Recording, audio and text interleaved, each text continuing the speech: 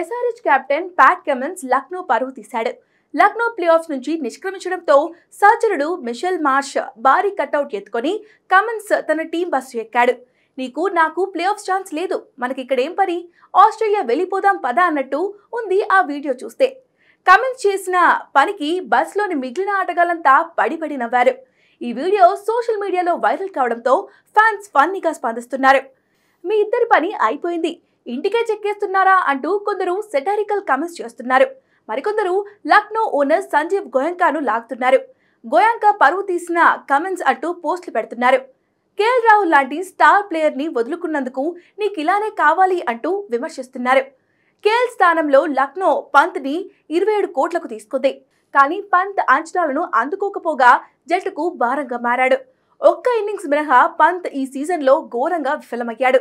చెత్త షాట్లతో చికాకు పుట్టొచ్చాడు.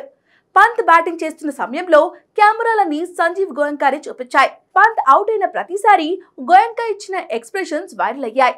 కేఎల్ని వదులుకొని తప్పు చేశానన్న పశ్చాత్తాపం అతనిలో కనిపించింది.